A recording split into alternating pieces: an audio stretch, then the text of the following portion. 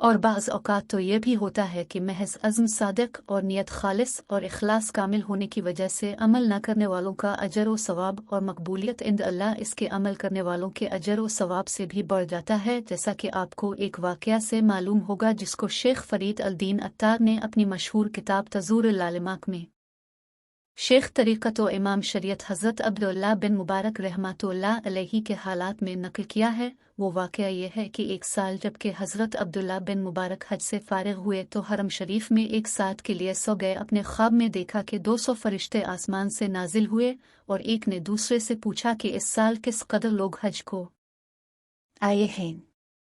दूसरे ने जवाब दिया 6 लाख। फिर उसने पूछा किस कदर लोगों का हज कबूल हुआ है।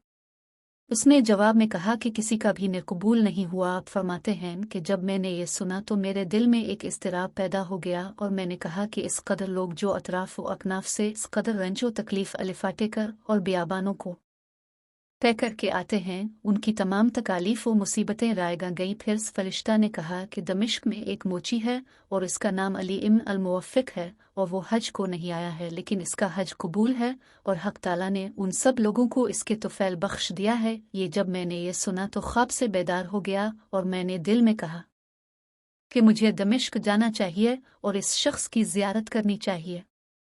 जब मैं दमिश्क पहुंचा तो इसका घर तलाश किया और मकान के दरवाज़ा पर आवाज़ दी।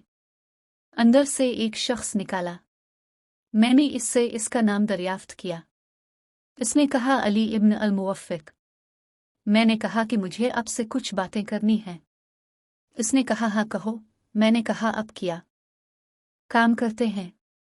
उन्होंने जवाब दिया मैं मोची का काम करता हूँ। फिर मैंने ख्वाब का तमाम वाक़या उनसे बयान किया। उन्होंने दरियाफ्त किया कि तुम्हारा नाम क्या है। मैंने कहा अब्दुल्लाह बिन मुबारक। उन्होंने एक नारा लगाया और बेहोश होकर गिर पड़े। जब होश में आए तो मैंने कहा कि मुझे अपनी हालत से आगाह फरमाइए। उन्होंने कहा कि मुझे 30 साल से हज की आरज़ू थी। मैंने मोची के काम से 3000 दिरहम जमा किए और इस साल हज का इरादा किया। एक दिन मेरी बीवी ने जो हामला थी मुझसे कहा कि हमसाया के घर से आज खाना पकने की खुशबू आ रही है, जाओ मेरे लिए कुछ खाना उनसे मांग लाओ। मैं गया तो हमसाया ने मुझसे जिक्र किया कि 7 रात दिन से मेरे बच्चों ने कुछ न खाया था। आज इत्तफाकना मैंने एक मुर्दार गधा देखा तो इससे एक गोश्त का टुकड़ा काट लाया और खाना बनाया। वो तुम्हारे लिए हलाल नहीं। जब मैंने ये सुना तो मेरी जान को एक आग सी लग गई। मैं 3000 दिरहम घर से अलिफाटे लाया और इसको दे दिए और कहा कि इससे अपने बाल बच्चों का गुजारा करो कि मेरा हज यही है।